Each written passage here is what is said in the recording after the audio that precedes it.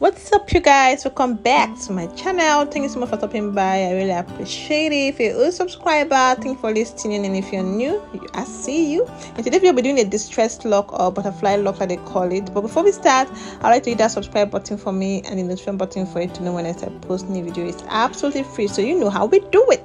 Let's get this party started, y'all.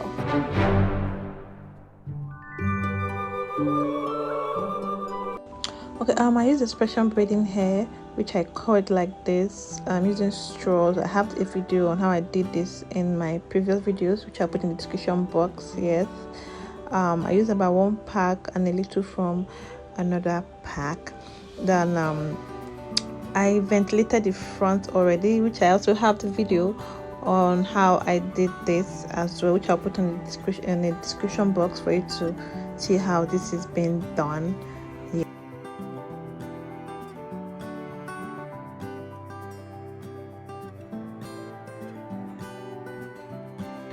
Okay, so right now I have to take another braiding hair, feather it out like so that it's like a guideline for me to know the length I want. I want like a shoulder length, so this is just like a guideline for me to know when to stop wrapping my hair. So right now I'm about to crochet the braiding hair into my ventilated hair before I start wrapping it.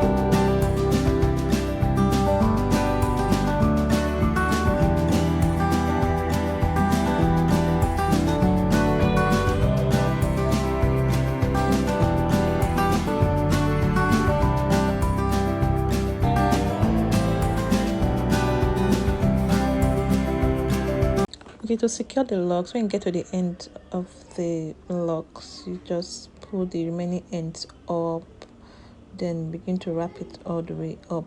That's the only way you can secure it. There's no glue, no fire. So this is what I'm talking about. I'm at the end right now, so I'm going to pull it up, then I'll start wrapping it all the way up. So with this technique, it just stays, doesn't loosen up, it doesn't unravel at all. Yeah.